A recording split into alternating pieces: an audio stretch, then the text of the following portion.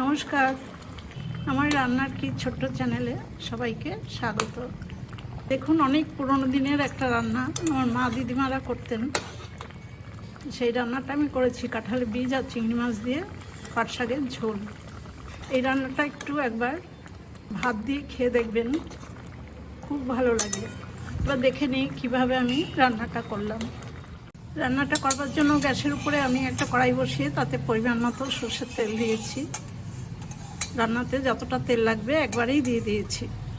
তেলটা গরম হয়ে গেছে। দেখুন, গরম তেলের মধ্যে আমি দুটো শুকনো লঙ্কা ভেঙে দিয়ে দিলাম, আর হাফ চামচ কালো জিরে। ফোড়নটা ভাজা হয়ে গেছে। আর বাজার থেকে আনা দেখুন 200 গ্রাম চিংড়ি মাছ ভালো করে ধুয়ে বেছে হলুদ লবণ দিয়ে আমি ম্যারিনেট করে নিয়েছি। সেই মাছগুলো এই তেলের মধ্যেই দিয়ে দেবো।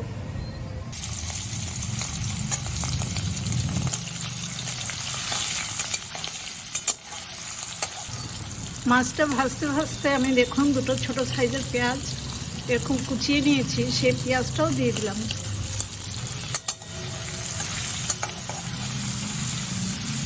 এবার পেঁয়াজ আর মাছ একটু ভালো করে ভেজে নেব। পেঁয়াজ আর চিংড়ি মাছ দেখুন বেশ খানিকটা ভেজে নিয়েছি, একদম কড়া লাল করে ভাজবো না।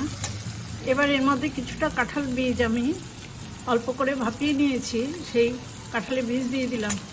ভালো করে ছাড়িয়ে কেটে ধুয়ে বীজগুলো ভাপিয়ে নিয়েছি। আর কিছুটা কেটে রাখা কাঁচা লঙ্কা।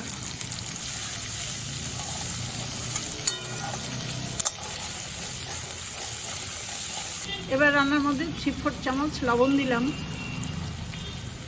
আর হাফ চামচ গুঁড়ো হলুদ।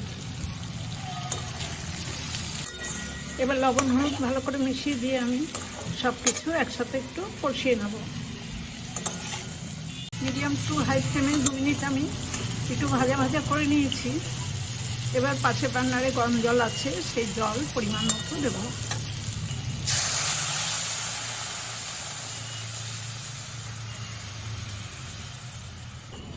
খুবই সহজ পদ্ধতিতে আমি চিংড়ি মাছ কাঁঠাল বীজ দিয়ে পাট শাকের ঝোল রান্না করছি।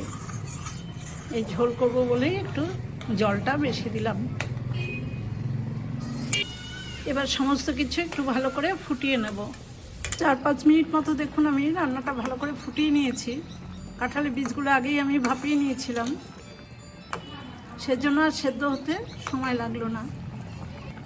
এবার আমি বাজার থেকে আনা ছোট 1 আঁটি পাট শাক ভালো করে ধুয়ে বেছে জল ঝরিয়ে আমি ছোট করে কেটে নিয়েছি, সেই পাট শাকটা দিয়ে দেব।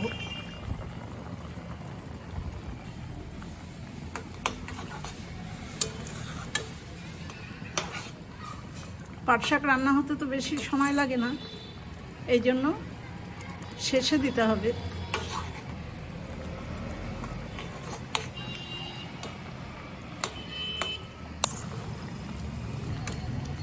পাট শাকগুলো কিন্তু একটু কচি না হলে ভালো লাগবে না, বুড়ো হলে ভালো সিদ্ধ হতে চায় না। কিছুক্ষণের মধ্যেই দেখুন পাট শাকটা সেদ্ধ হয়ে গেছে। আমার রান্নাটা একদমই হয়ে গেছে। কত সহজে কত তাড়াতাড়ি রান্নাটা করে ফেললাম দেখুন। আপনাদেরও একবার এইভাবে পাট শাক রান্না করে খাওয়ার জন্য অনুরোধ রইল। এবার আমি গ্যাসের ফ্লেম অফ করে দিয়ে পাট শাকের ঝোলটা একটা বাটিতে সার্ভ করে দেবো। রান্নাটা একটা প্লেটে নামিয়ে নিচ্ছি। খুবই সহজে কম সময়ে এই রান্না, কিন্তু ভীষণই সুস্বাদু হয় এই রান্নাটা। আপনারা এইভাবে একবার করে গরম ভাতে খেয়ে দেখুন। আমার মার কাছে আমি অনেকবার এই রান্নাটা খেয়েছি।